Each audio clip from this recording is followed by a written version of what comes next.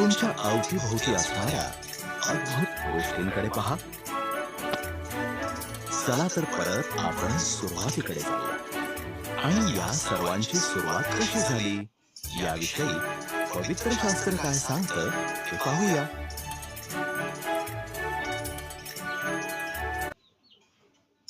प्रारंभी देवाने आकाश आणि पृथ्वी ही बनवली. देव अंधकारावर फिरत होता आणि तो म्हणाला, प्रकाश हो.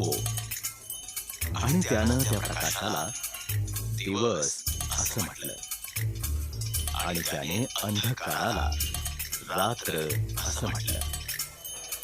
पहिला दिवस पूर्ण झाला. नंतर देवाने वर आकाशातील आणि खाली पृथ्वीवरील पाणी वेगळं करण्यासाठी अंतराळ निर्माण केलं. त्याने त्या अंतराळाला आकाश असं म्हटलं. दुसरा दिवस पूर्ण झाला. देवाने ते पाणी एका ठिकाणी एकत्र केलं आणि कोरडी भूमी दिसू लागली. देवाने त्या भूमीला जमीन असं म्हटलं आणि जलाशयाला समुद्र असं नाव दिलं. आणि मग त्यानं वनस्पती म्हणजे गवत, धान्य आणि वृक्ष ही निर्माण केली. तिसरा दिवस पूर्ण झाला. मग देवाने आकाशामध्ये ज्योती बनवल्या. त्याने दिवसासाठी सूर्य, रात्रीसाठी चंद्र व सर्व तारे निर्माण केले. चौथा दिवस पूर्ण झाला. नंतर देवाने प्राणी बनवले. त्याने पाळीव प्राणी, जंगली प्राणी आणि जमिनीवर सरपटणारे प्राणी बनवले. मग देव म्हणाला, आता फक्त एकच गोष्ट बनवायची आहे. ती सर्व निर्मितीपेक्षा विशेष आहे.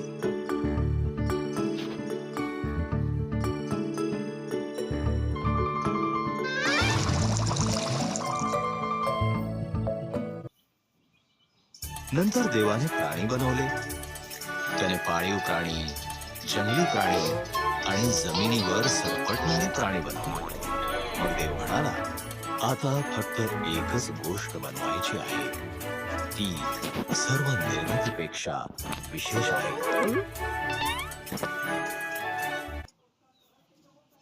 म्हणून देवाने स्वतःच्या प्रतिरूपात स्त्री व पुरुष बनवले.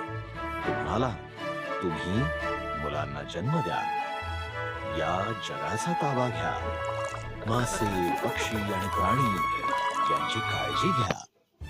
हा 6वा दिवस पूर्ण झाला. नंतर देवाने स्वतः बनवलेल्या सर्व गोष्टींकडे पाहिले. तो म्हणाला, हे फारच छान आहे. असं म्हणून त्यानं 7व्या दिवशी विश्रांती घेतली आणि तो दिवस विशेष ठरवला. हा 7वा दिवस पूर्ण झाला.